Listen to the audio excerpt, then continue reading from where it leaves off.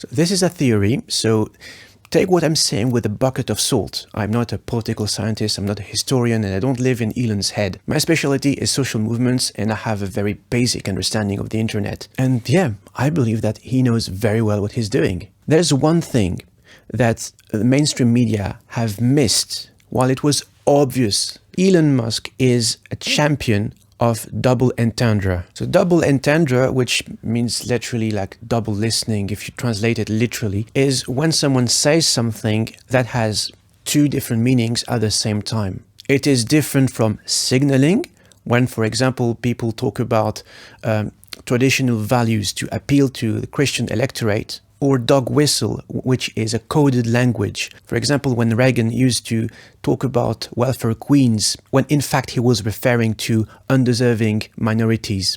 And as a proof that he's a champion of double entendre, the media missed some key elements in his inauguration speech. Let's start with the DOGE, the Department of Government Efficiency. I've seen maybe one or two news outlets who've noticed that the acronym DOGE is a reference to a very popular internet meme. When he says in his speech, we're gonna take DOGE to Mars, because most media outlets took it literally.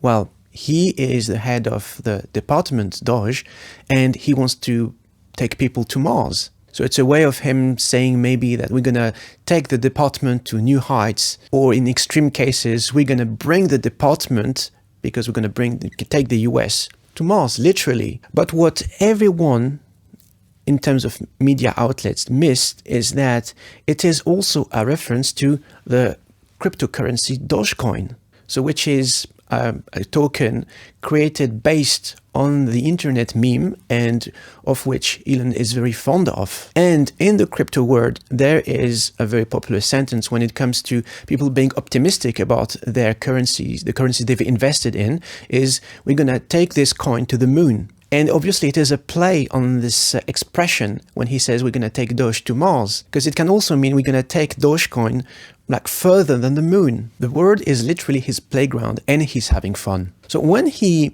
makes this gesture twice, the effect it has produced is what he wanted to happen.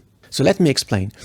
Elon is someone who is very, very intelligent. Elon likes to poke fun at people. He likes to push and test boundaries. He considers the world as a gigantic theater play. So when it comes to speeches, he prepares all of his speeches, like the Doge reference, it was prepared. And if you've done oral presentations in front of the class, you've probably been in a situation where, you like to inject a few elements in the speech that would make the presentation a bit funny. I mean, I used to do this when I was at school. So he very likely thought, let's inject, this and this gesture and see how do people react.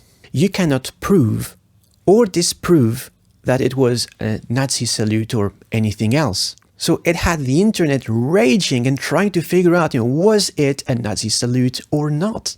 People on the left were like dead certain it is a Nazi salute.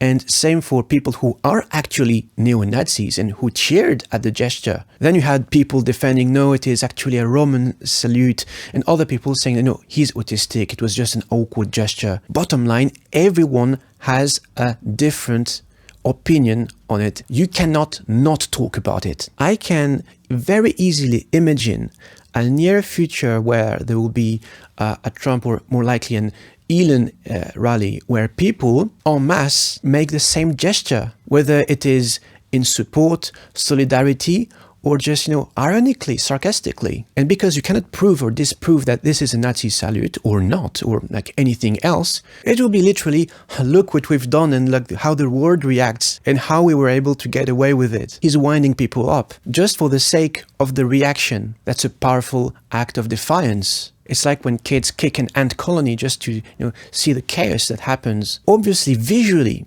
people would recreate scenes that we only saw in the 1930s Germany. Because even if this gesture started just, for fun, like let's see what it does, for many people, you cannot detach these kind of mind games with the political views he harbors and his proximity to people like Trump. History has shown that these symbols can lead to one thing, then to another, and evolve in something which a few people couldn't have imagined And then the people who saw it happening in the first place would say, well, I told you so. Because this gesture is gonna, from now on, have a life on its own. Like many different ideologies, philosophies, and memes, or parts of the popular culture, people are gonna appropriate it and make lots of different things with it. At the time I'm speaking, there's two options. Either it's gonna die out and everyone's gonna forget about this in a few weeks or in a few months,